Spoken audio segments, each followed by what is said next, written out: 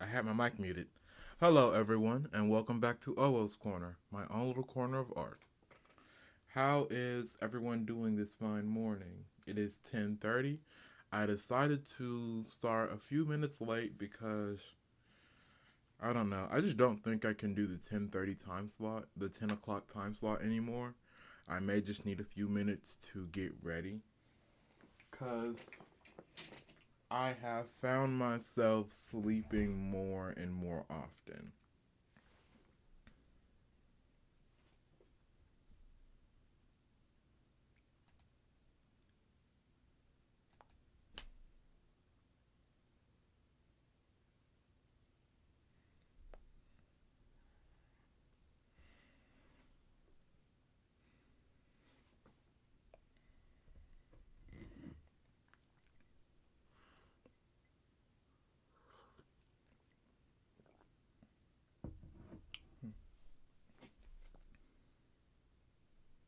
And I really would like to inform everyone who's watching me right now that I am on a fast. Yes, I am fasting. I've been fasting for about, this is my second day fast.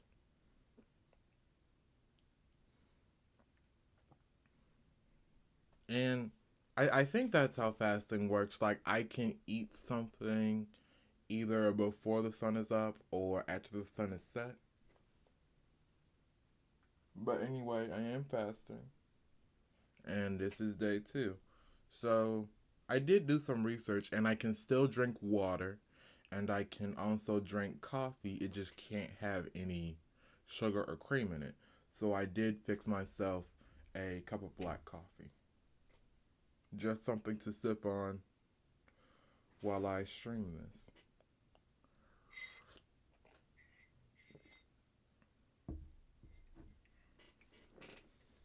But I have been doing my praying and I have been opening myself. And it feels pretty good, I'm not gonna lie.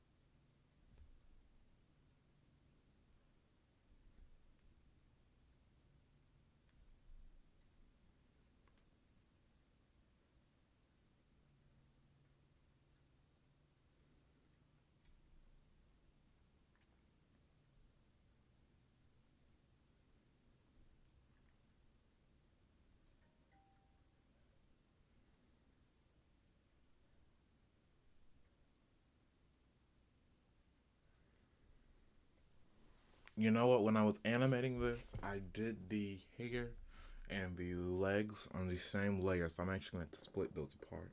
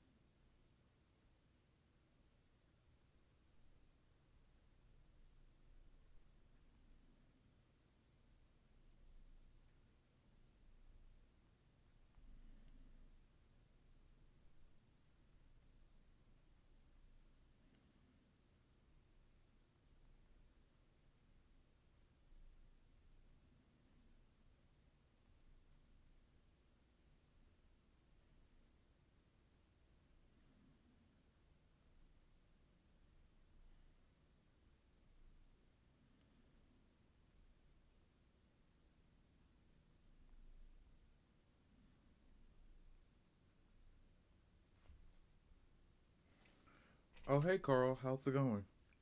Welcome back to my channel.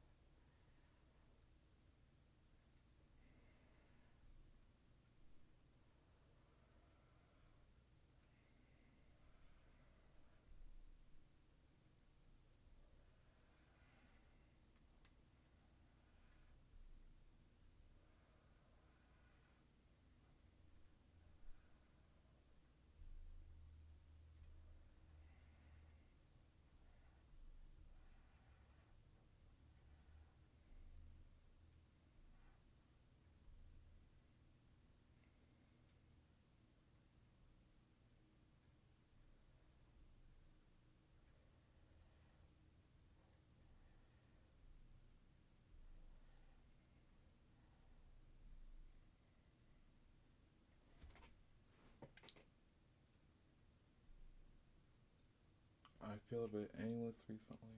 Honestly, I'm on school break, so more time to focus on job hunt, but it's like I'm still in survival mode. Do you feel me? Yeah, I feel that. I feel being on survival mode. And that's the thing is, especially with the economy the way it is, at least in America, and honestly, now that I've been doing some research in a lot of places around the world, it's like there's just constant and perpetual survival mode where people have to constantly break out into their savings or people need to figure out a way to make ends meet. And I mean, honestly, it's good that folks are starting to move back in with their parents because it is hard out here.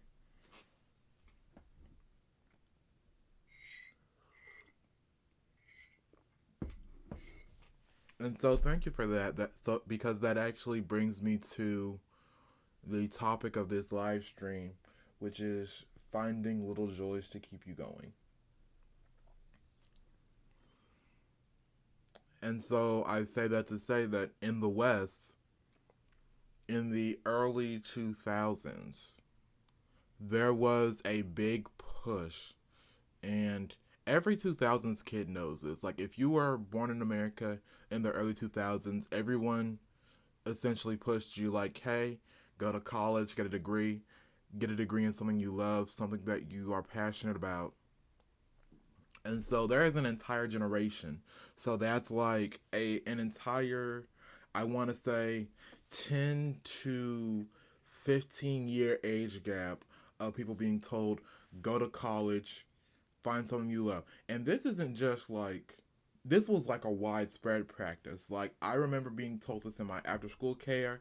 I remember being told this in middle school and high school. If you ask anyone from America who was born around the year, I want to say 1996 to 2005, 2006, that sort of age group, that Gen Z age group, they will tell you that someone or multiple people told them to go to college and get a degree in something that they love. And so now, move past to about 18, 20 years, when that age group is now in college and they're going to college, they're getting all these degrees. And so we have like children in the millions who are graduated from college and they all have bachelor's and master's degrees now for that environment. And this is definitely like a post COVID scenario where now companies are no longer desiring degrees, they're desiring experience.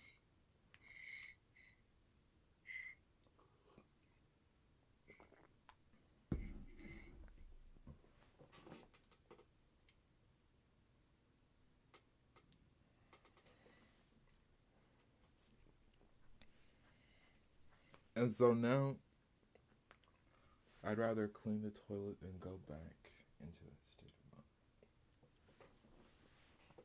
mind. And that happens a lot, especially people who are fairly young, is once they complete something, once they do something that is rigorous and difficult, it's like they've done their part, so they don't want to go back and do it again. And that's what a lot of college age and young adults are doing and going through is they put in their 4 years. They don't want to go back 4 more years. So they just want to get something, get a job then and there.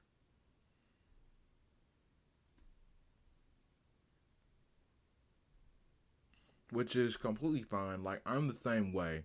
Like, I've put in my 4 years. Like, here's my thing, here's my mentality. I put in 4 years. When COVID hit, I was taking care of my grandmother while completing online classes. I've been rejected 3 times for my major. I had to switch majors. I had to do a bunch of stuff. I took on summer courses on top of my spring and fall semesters. I went above and beyond. And heck yeah, I'm in debt. Like, I don't, why should I have to go back to college and get a master's degree or get some other degree when I've already put in a lot of work? Like, I've been taking a lot of classes. I took care of my grandmother while she was on the decline. Like, I don't want to go back to school again. I want to work.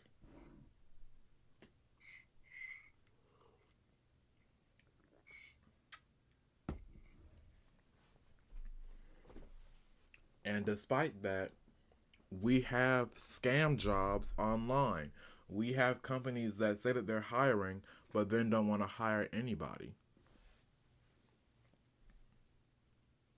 Like, there was this place I applied to, it's a museum. Like, I applied to their first position to work in their gift shop. I didn't hear anything back from them for like a week. I then called them and I also appeared in there personally to say like, "Hey, what's the status of my application?" And like literally that afternoon, I got rejected.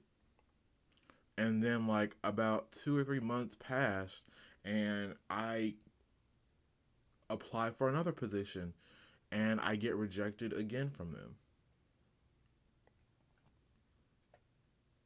There was then another position, like I wanted to work as a teaching artist, and I applied to work for the city of Raleigh. And I didn't hear anything from them for about 2 weeks. I called in. I said, "Hey, what's the status?" They said, "Oh, well, we're still running candidates. It's going to be a month." So, about a month,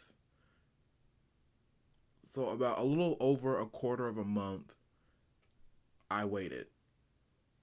And I called them again.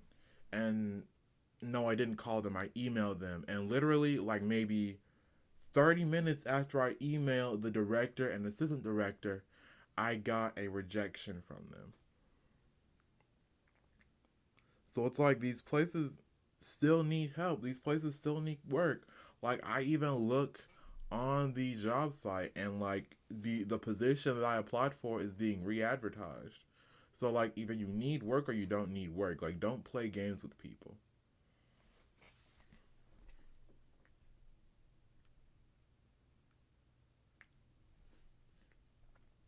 And even in the position I'm in now, like I'm working retail and I'm just gonna be honest and genuine.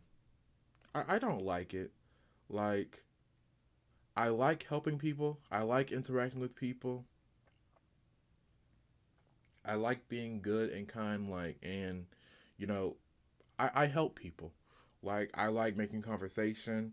I try to make the most out of my current position to where, like, I say, like, you know what?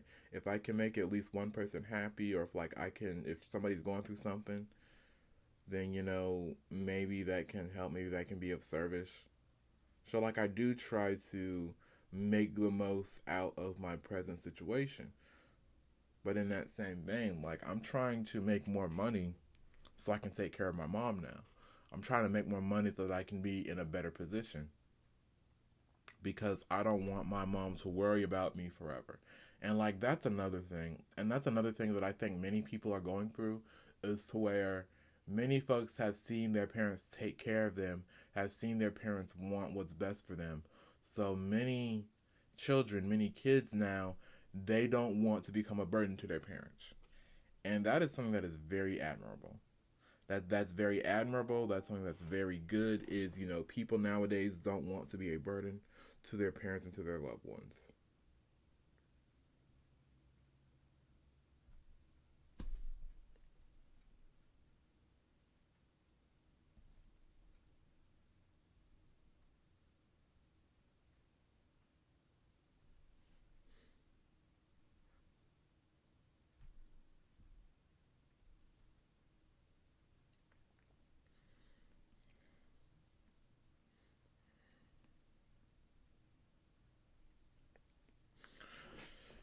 And so now I think what needs to be done is people need to find temporary and small joys that give them hope. And what I mean by that is you can be in a situation you hate. You can be in a place that you despise. But as long as there's like some small activity you can go to or do just for the heck of it, just for the fun of it, just to keep you going and keep you living and breathing. Like, that's why I always tell people, like, oh, go downtown or go out for a day or read a book or go find something or do something that's fun, engaging, and interesting. Like I will always and constantly tell people, like, don't make this place your life. Don't make this place your job. I always tell people, like, start a savings account, even if it's only like maybe like $50 every paycheck or a couple dollars here and there that you can afford to deposit. As long as it's something that can and then with that savings account, like, go out and get a cup of coffee or go play a game or go to your local arcade or do something that's interesting and fun. Or, every city, whether it's big or small, always has some sort of festival that's going on or some sort of event that they do. Like, try to do that. Even if you go out one night and, like, go to a bar, like, no, don't get blackout drunk, but, like, just go out and do something that's fun and entertaining. Occupy yourself.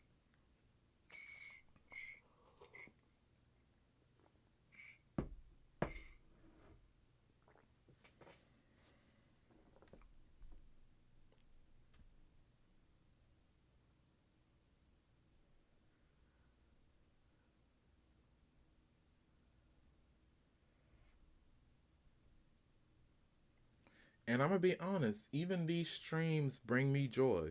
Like, I'm not a feature animator yet. Like, I'm not making my own shows. I don't have my own studio yet, but this brings me joy. This brings me a form of stability.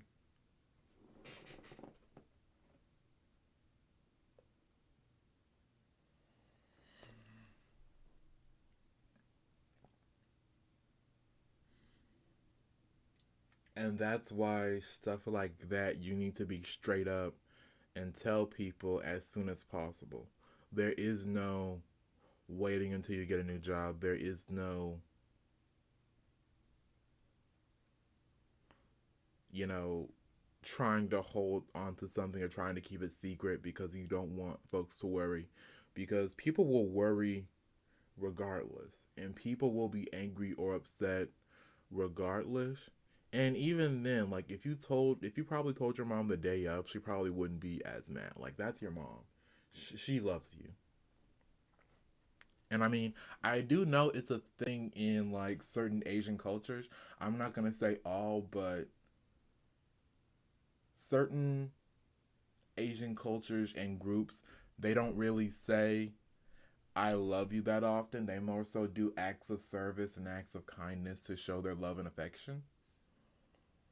I don't know if that's your specific case, or if your family does say I love you a lot or doesn't say it a lot.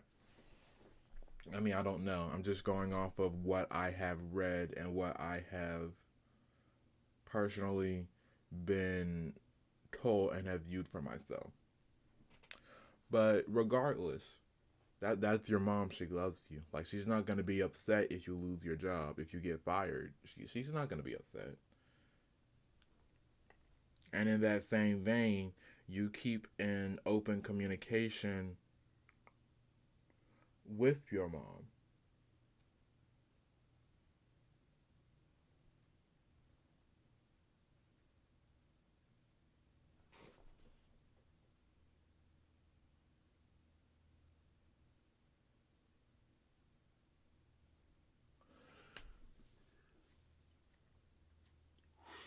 Now, I haven't been playing Genshin Impact for a while, but given Arlecchino's animations, I am tempted to wail for her.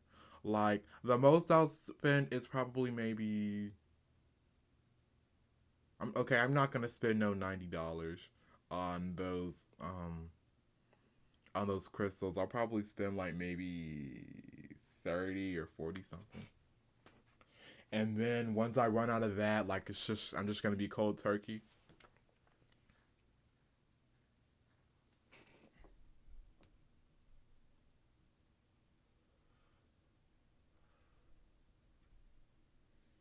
But what was I saying? Oh yeah, finding little and finding small joys that keep you sane and keep you going.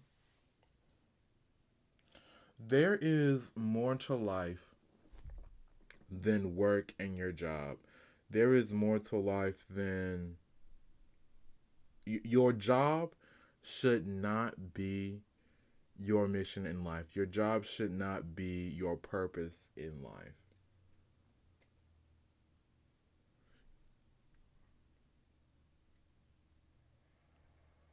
You could have any purpose in life that God or whatever greater power you believe in has for you, but work is not it. Even in the Bible, like, yeah, you had your farm, yeah, you had your animals that you cared for and that you worked with, and like, folks sold their ox and folks sold their eggs and their byproducts and stuff like that, but their farm was not their meaning of life and meaning for existence. I would not say that Moses's purpose in life was to be the prince of Egypt. His purpose was to lead his people into salvation, into their freedom.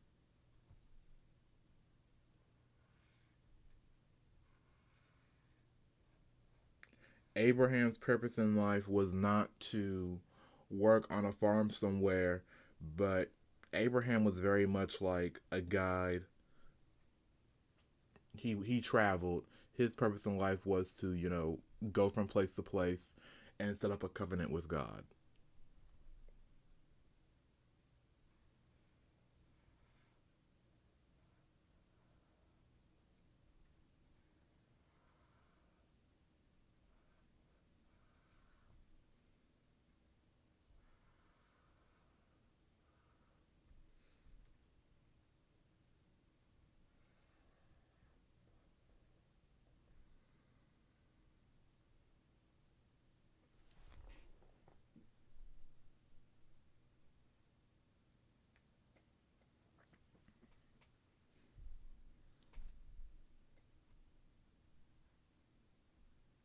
And even me, like, I still don't even know what my purpose in life is.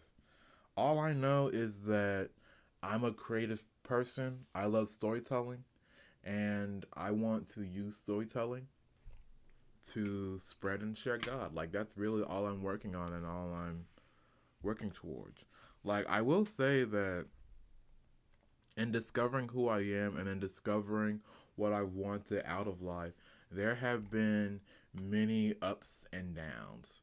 Like, initial my initial plan was to just, hey, I'll get my bachelor's or master's degree, I'll become an animator, I'll work for a studio. And then everything was good, hunky dory, until I got into college.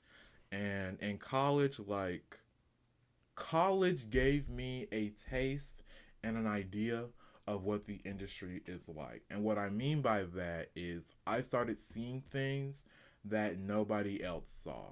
Like, you had to be really buddy buddy with a professor, and you had to be friends with them, and you needed to like that's what folks were doing. Folks were like trying to get in good with the professor in order to get good grades.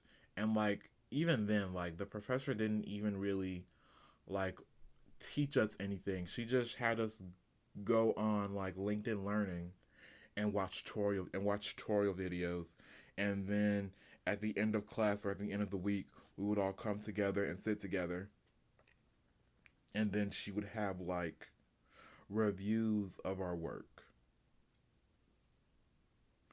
And I took on many different classes and many different courses, and I kept reapplying to my concentration, and I kept getting rejected to the point where I had to get the dean of students involved because I felt like there was some sort of,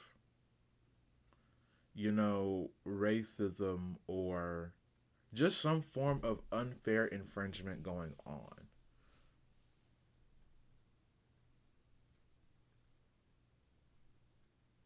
And even before I got the dean of students involved, and I really hate that the file got corrupted. Like, that's one of the things that I will eternally be mad and upset with. But at the time, I had OBS on my laptop, and my idea and my plan was to, like, do a screen recording and record the interview I had with this guy because he said some terrible things to me. Like, he said some terrible things to me. Like, he said, you might as well give up. You might as well go to a different college, go to a different class because you're not getting anything done in here. Like, we're not going to let you on. It was just horrible. Like, I felt a pit in my stomach. And after that interview I had with that one male professor, I finished the recording and I played it back. But at some point, I don't know what happened. Like, the file just became corrupted and I lost the footage. And then I got a new laptop. And, like, that got me into a very, very deep rut. And I was just very depressed for that entire time.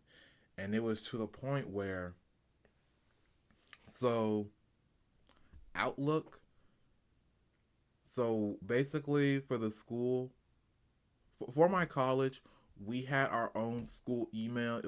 It's called Microsoft Outlook, and it had its own like unique notification sound. And I had faced so much rejection and so much worry and doubt that I essentially had like a mini form of PTSD where every time I heard the notification sound from my school email, like I would get small heart palpitations because I was scared and I was worried that like, oh, is this going to be a rejection letter? Or oh, are they going to kick me out of school?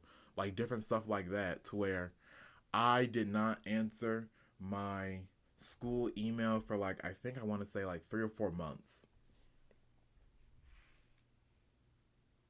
And then I had to actually like change the notification sound for it because I'm like, okay, well now I really have to like start answering my emails because I have work to do.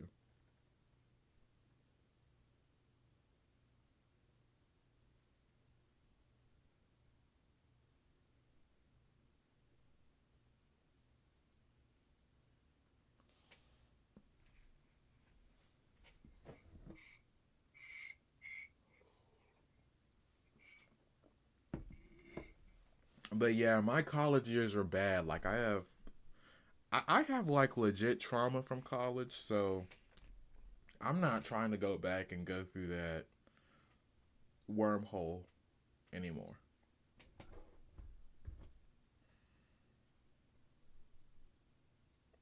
But I did manage to graduate.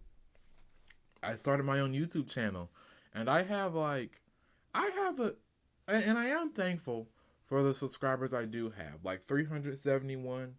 You guys are awesome. You guys are amazing, and I'm so very thankful for it. Like, this has kept me going. And I do still have hopes and dreams for the future of making my own animations and making my own shows. Like, that is still something that I'm very passionate about. But I will say that college gave me an underlying understanding of the industry. And I was always watching like different drama videos and different news videos about like animator layoffs and shows getting canceled and Disney pulling the plug on this show and that show. And basically, so much stuff happening, like so much stuff happening in Disney and Hollywood, to where now I'm like, I'm actually happy that I didn't go with the crowd and like move to Hollywood once I graduated to try and find work because that place is a pigsty now. Like that place is a pigsty.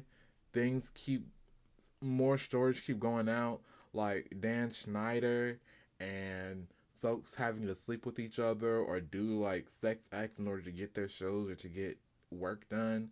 And I'm like, yeah, God was looking out for me. I can definitely say that even though I was in a place and moment in my life where I wasn't really relenting to God or following God in the traditional sense, He was still looking after me by saying, like, you know what, hey, don't do this, don't do that. Maybe you don't want to do this. And that's the thing is I still have hope and I still have faith in art and animation as mediums, but when it comes to the industry, I no longer have any faith in that. Like it seems like every day or every week something new is coming out about that place.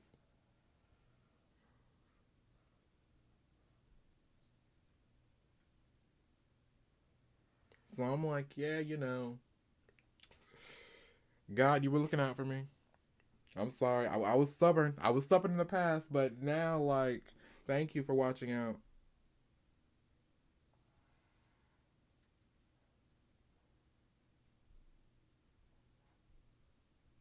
So now, really, I'm just doing my own thing.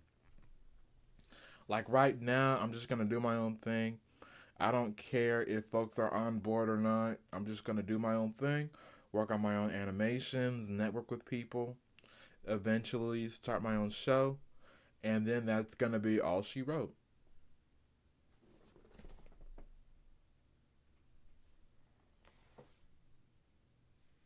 You see, I applied for a Hoyo um animator position, but I did not think of their content creator program?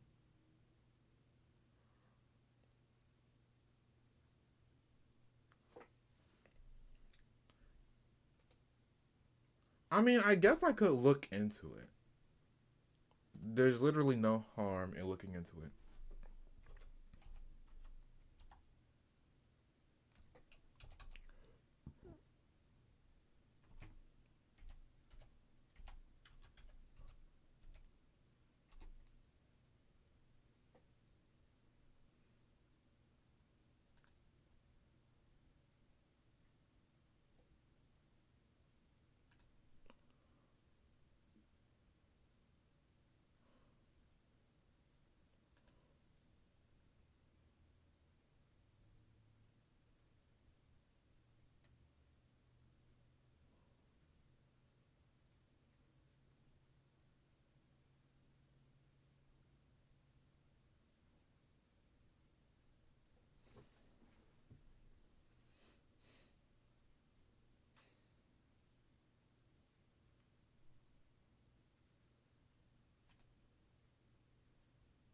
It looks fun and it definitely looks interesting. Like I literally just pulled up the Hoyle Creator Center. Like I feel like there's an untapped market for like religious analysis, if that makes sense. And what I mean by that is we do have theory crafters and they you know, like the theory crafters, they draw inspiration from multiple sources. But I don't know. I'll find something I can do. Like I'm an animator and I'm an artist, and like maybe the religious analysis I can do on the side. But that Venti video was really fun to do. Like I didn't like my video. I did an entire deep dive of like Venti and Moses and the Bible because that is one thing that I'm very passionate about. Is so many Christians they just say like, oh, that's demonic. Don't watch that. Don't do that. But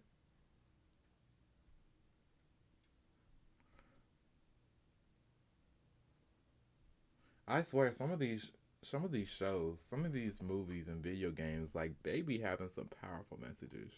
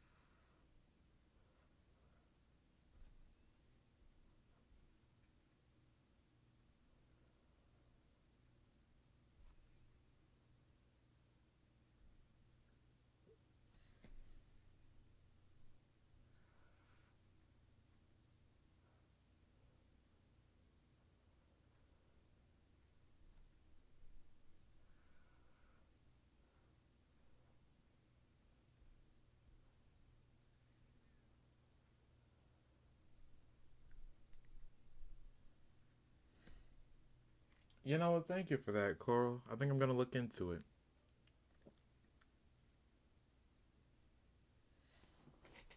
It would definitely be something fun and interesting to do, at least on the side. And that again goes back to the point of this stream to talk about finding little joys to keep you going. So, life can give you ups and downs, and things can be difficult, and there can be confusion, and many things like that.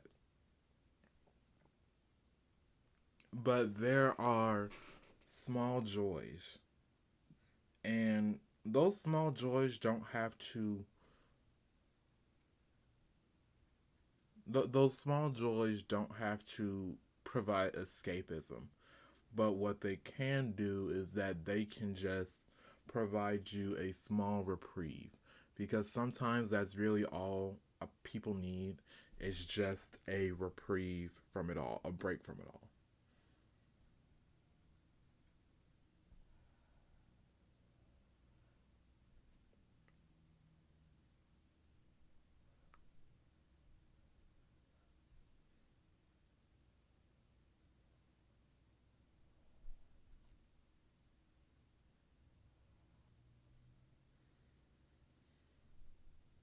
I think that's really what we all need is just a break that will keep us going.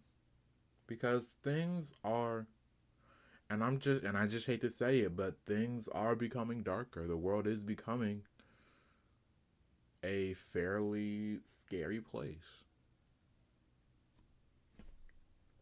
And it's not a matter of ignoring it or digging your heels in and saying it's not happening, but find things that you love to do, find things that bring you joy and excitement and happiness, and just, even if it's only 30 minutes or an hour, doing those things that you truly enjoy to bring you back to center.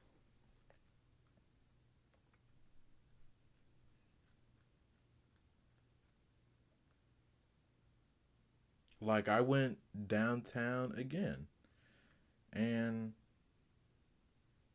yeah, I said I was on a fast, but I had like a little something to eat. This is my second time doing a fast, so like, I was a little hungry and I had a little something to eat. Don't judge me, but it was like I had my Bible out. I was reading some. I had my little thing to snack on, and I can say that that was probably it brought me back to center. It made me feel good. It made me feel great, like to just have that moment. And I only spent like maybe 30 minutes snacking, and then I was right out the door, and I took the bus back home. But it was that small reprieve, it was that small break that kept me going. And yeah, groceries are expensive, things are expensive, so not everyone has like an extra $10 or $12 or an extra $6 for a coffee. But you don't even have to eat anything. Just like go out, find a nice location, and just sit down. And that's the strange thing is like people will say like, "Oh, you're so extroverted, like you could easily talk to people." I'm still an introvert. I still like having my alone time. Like I'm not even like the kind of person who goes out and parties and clubs. I don't do any of that. Like I just it's like I put on a show for work, but in reality, like I'd much rather be home and like just do my own art thing.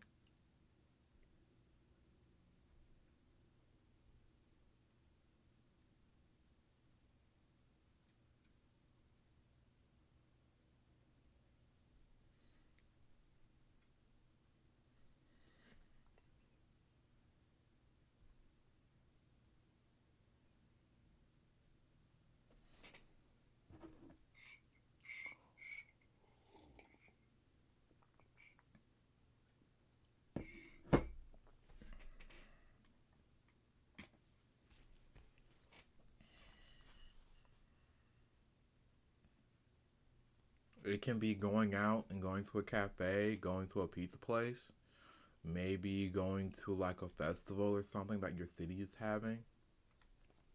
Or it could just be going to the mall and doing some window shopping and then you eat lunch at the food court.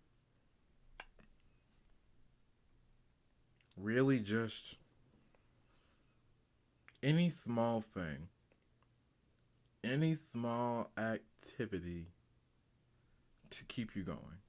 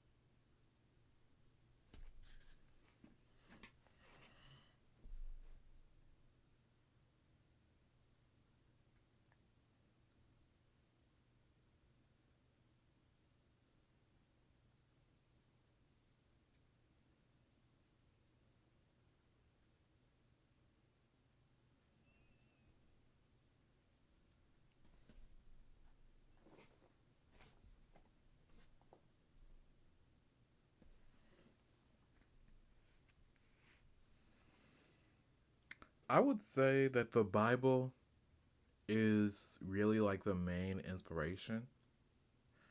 But other than that, I would say that the usage of magic is more so Final Fantasy in nature.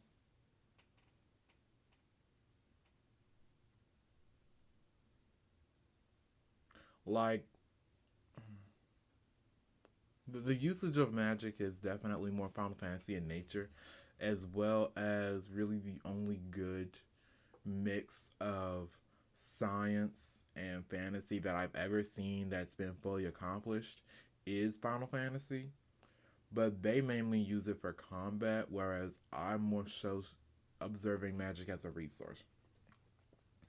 Shadowrun is also a big inspiration. I am a lover and enjoyer of tabletop role playing games, so things like Cyberpunk and Shadowrun are two of my big joys. And at first, this was just going to be a story with all humans. But because I saw Shadowrun, and because I also have a love and enjoyment for D&D, I said, hey, why don't I draw some inspiration from those two?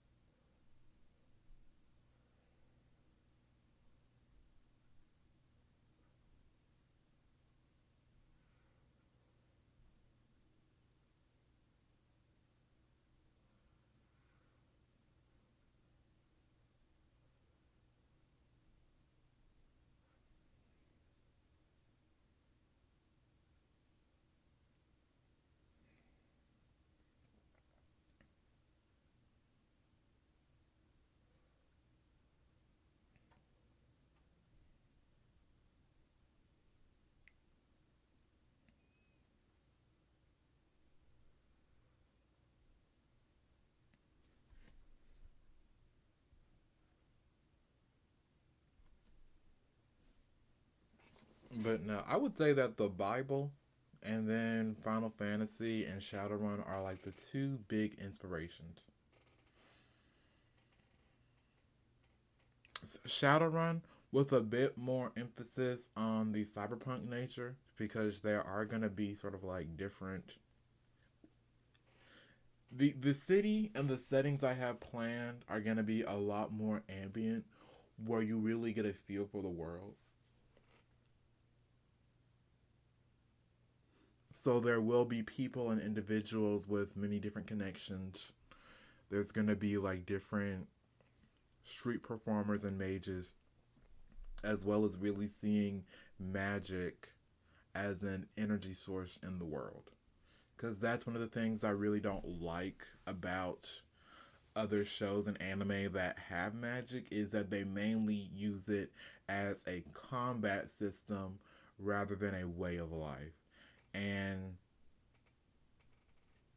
I will say that Avatar sort of touched on this as seeing and viewing a power system as a way of life where they had healers and they had.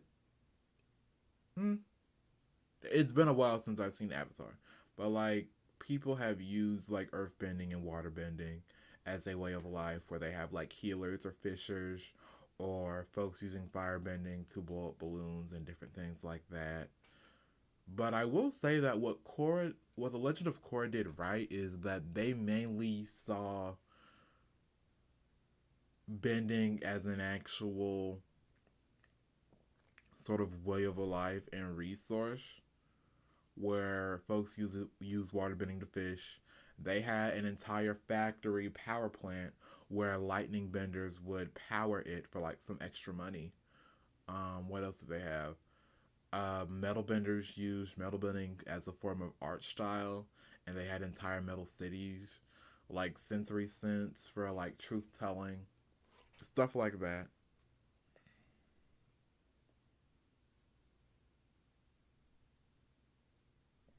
So I really want to take this world and have it come to life. That's my main goal and my main desire is to have a living world.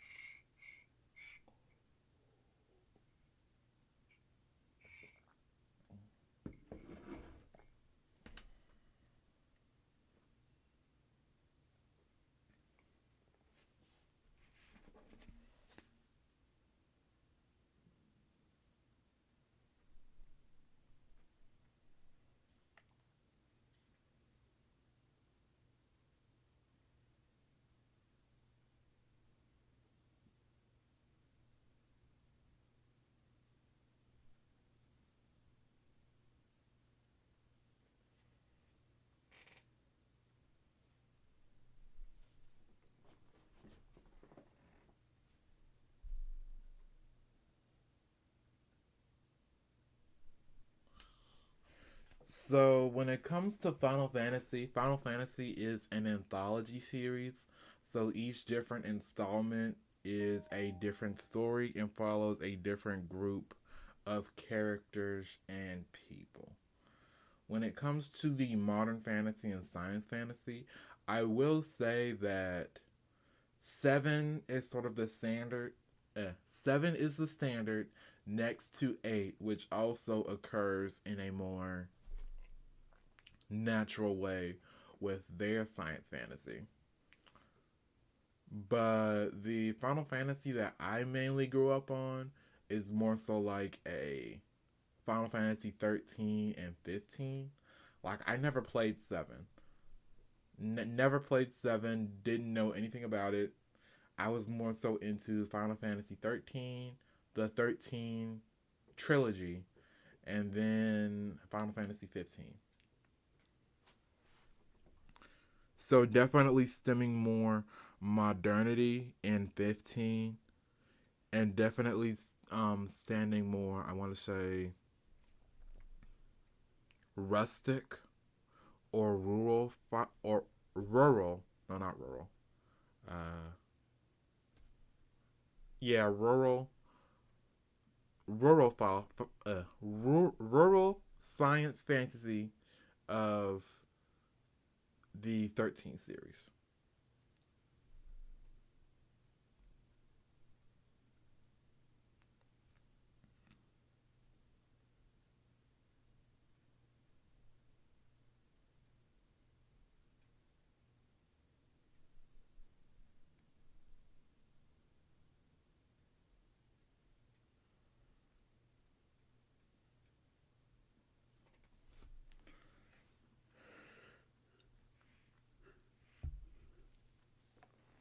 So Final Fantasy VII has the overarching theme of preserving the planet and global warming, about how there's this evil company that is sucking the life energy of the planet, slowly killing it. And so you, as the player party, have to essentially stop this evil organization from destroying the Earth. And there's also a side plot of this military guy who is sort of a test tube baby of an alien who he wants to destroy the planet as well. So it's sort of like stopping nature as well as stopping humanity from killing each other. You then have Final Fantasy 13, which is more so like a, not really a coming of age story, but more so like different people working through their traumas and regrets and developing to become better people to sort of take on their responsibilities. Now, Final Fantasy 15 is mainly about. Final Fantasy 15 is kind of like a road trip, but in that same vein, that story is also sort of like a coming of age story where the main character has to live up to his title and his station and sort of do what he was always meant to do and live up to his destiny. Only issue is that 15 had a lot of lore and story building that was locked behind DLC, and even then, not all the DLC was done or completed. So it's sort of like a unfinished story that was finalized through an art book.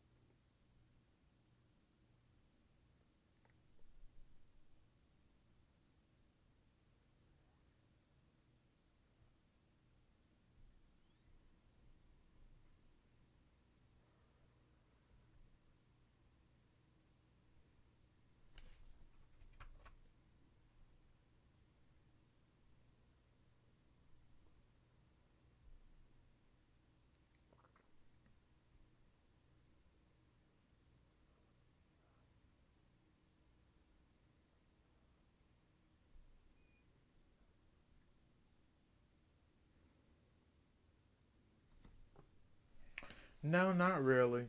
15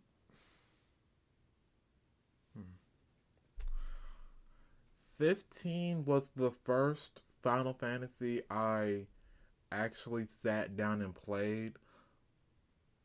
And what I mean by that is I had Final Fantasy 4 for the Nintendo DS, but I sort of just breezed through it and I didn't really pay attention to the story or what was going on in it. But when it comes to actually sit down, playing, and processing a game, it was very much Final Fantasy 15, which was my first one. And then I also had Bravely Default, which is sort of like a Final Fantasy inspired spin off that I played on my 3DS.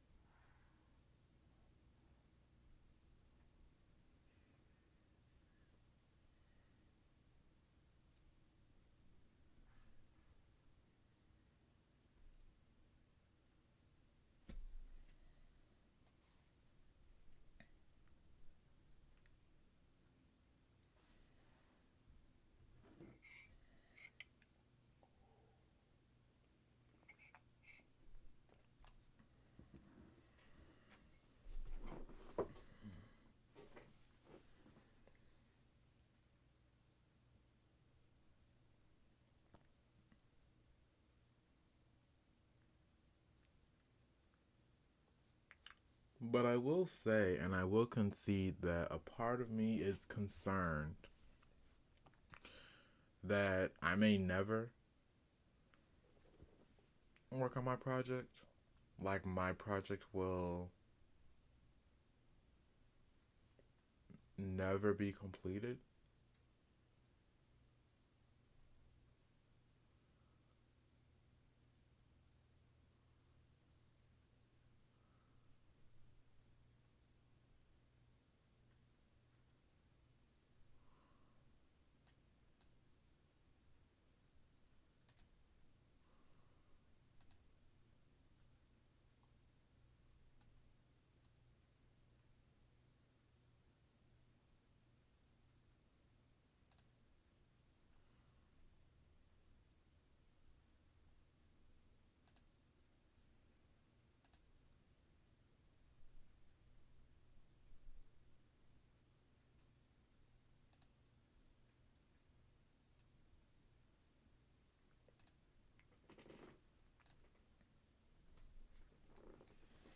Because this is something I'm very passionate about.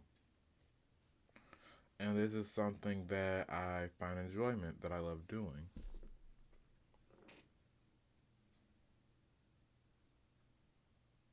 But sometimes I do think, like, what if I've been wrong this entire time?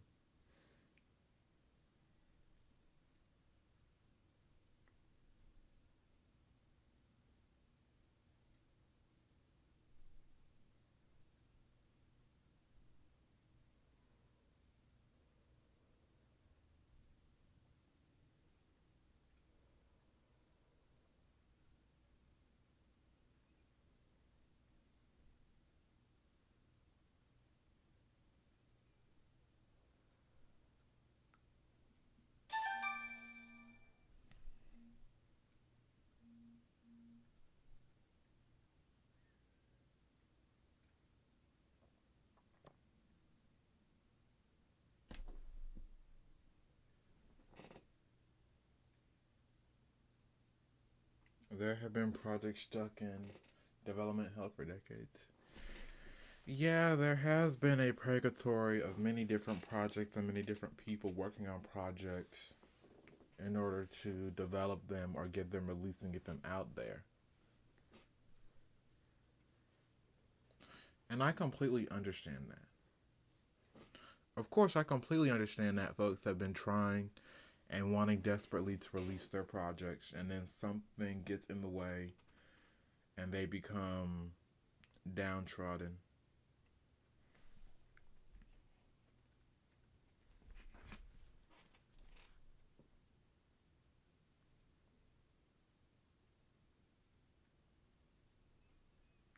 Like,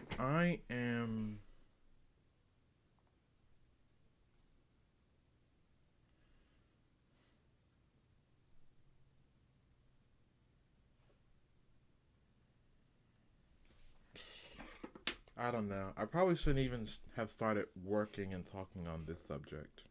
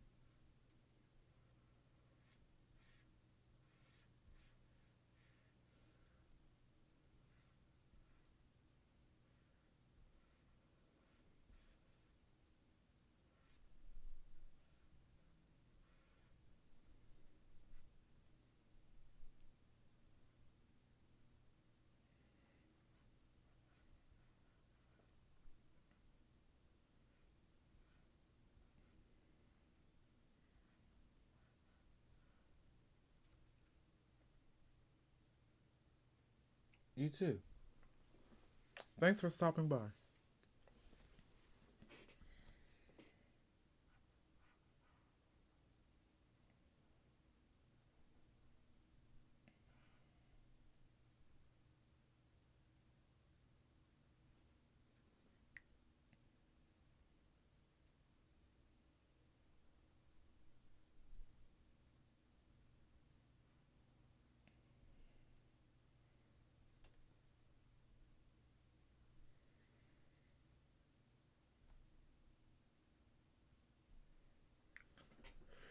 And then it was just me.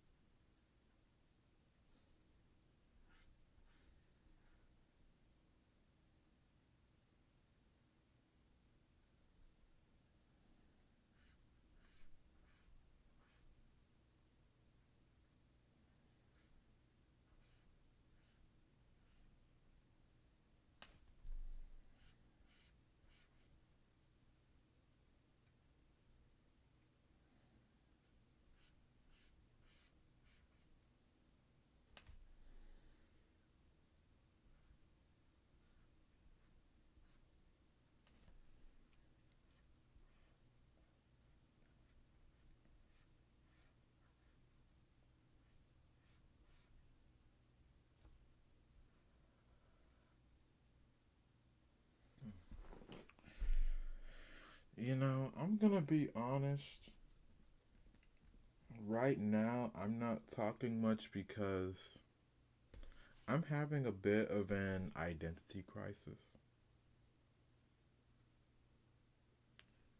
And I know it's weird. I know it's strange, but like I'm supposed to be talking about finding small joys, and that was the theme of this live stream. But even in that, like I'm still drawn towards talking about this subject. But it's like I almost feel out of place. And what I mean by that is my father is full Nigerian, but then my mother, she is a black American. So it's like, what am I? Like, do I have to choose which, like, which side am I on? Or is there like something wrong with me?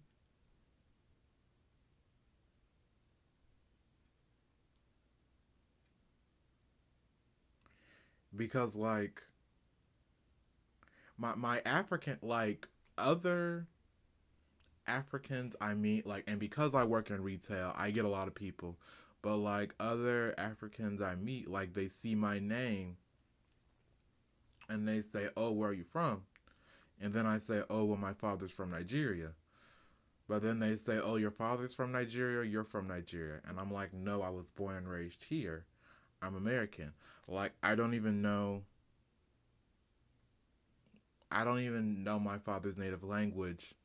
Like my mom and my dad, they're still like they both raised me, but I can comfortably say that my father separated when I was very very young. So I never really had the opportunity to live under his roof and really learn his language or learn much about my people. And I've just mainly been doing my own private research, which I've been lacking on.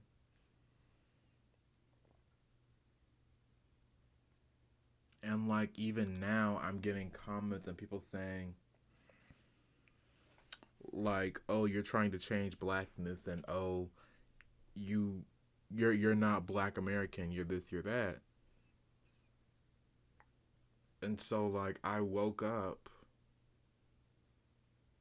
with just this like heaviness in my heart, and I'm like, "Okay, well, God, what am I?"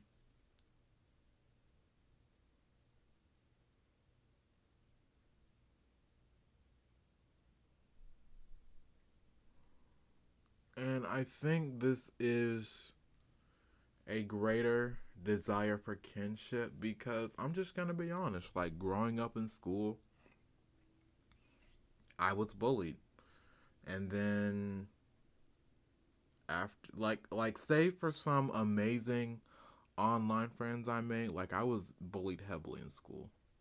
It's like I never really could feel a kinship with my people. And then even though other Africans and other Nigerians try to claim me, it's like, well, I don't have anything in common with you guys. Like I can't be claimed by you because that doesn't feel right to me. So I mean, I guess really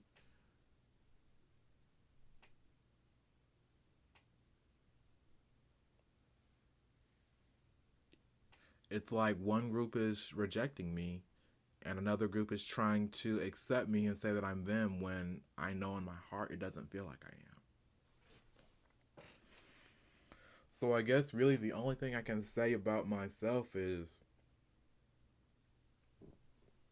I'm a black African American. Like I'm a true hybrid. Like I am both and yet neither. And that doesn't make a lick of sense or it's hard to explain, but like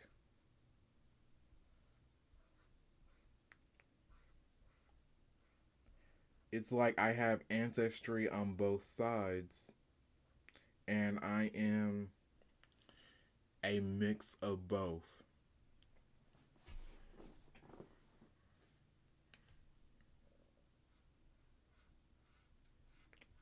I am both, yet I am neither. And that makes no sense, but it also makes perfect sense.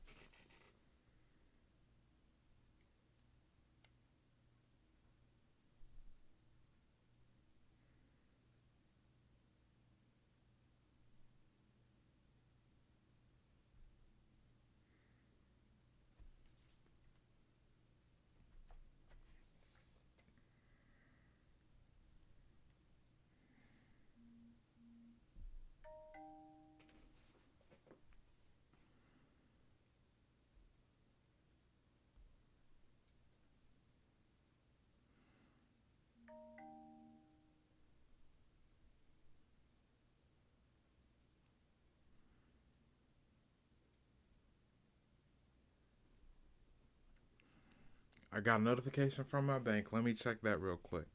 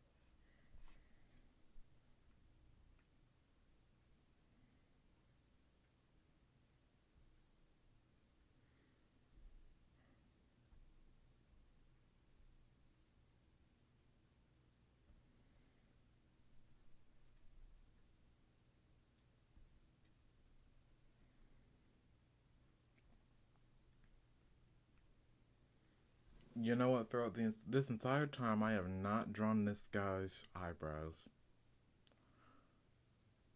I have not drawn his pupils. I have not drawn his eyebrows. This is insane.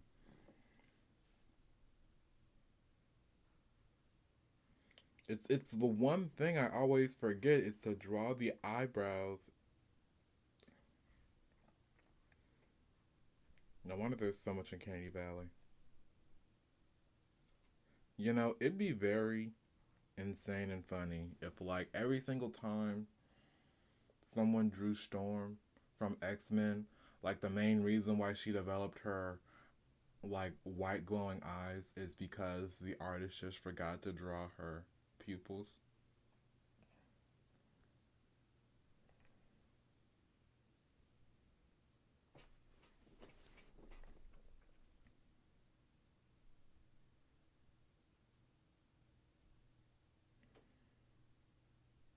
I mean, I'm just saying, like, that'd be, like, very funny.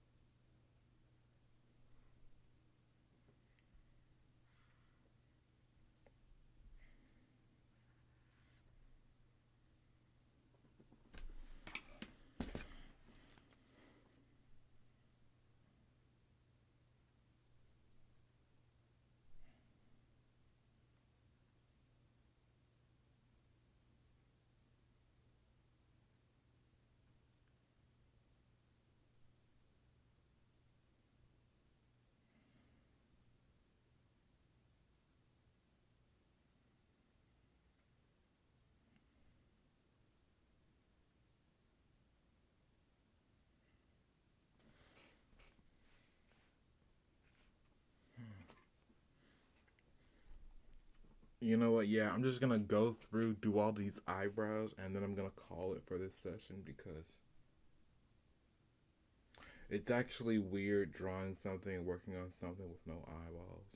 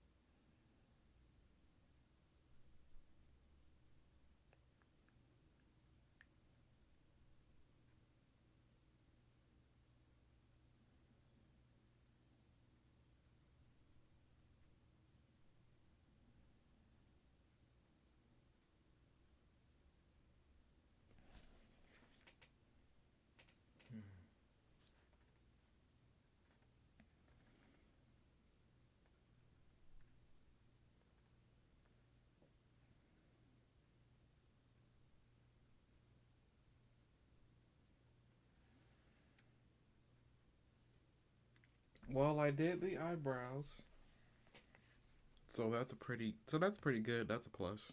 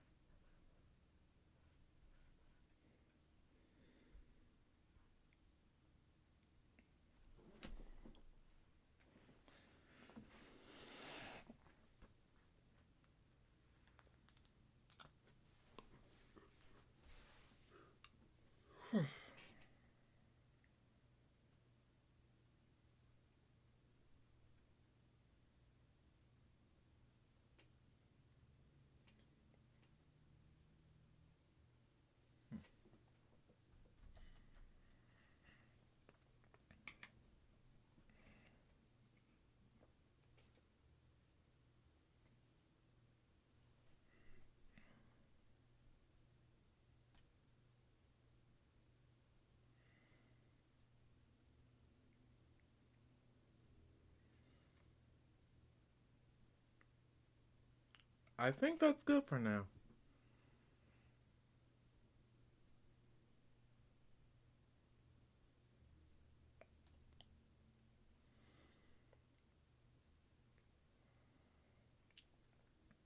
I'll probably do some more off screen. For now, I just want to take a break. But this was a good stream. It was nice talking to you all. Anyway, I hope you all enjoyed. Please be sure to like, comment, subscribe, share even. You can also rewatch some of my older streams as well. They're always good to watch, good to look at, and listen to, what have you. Anyway, yeah.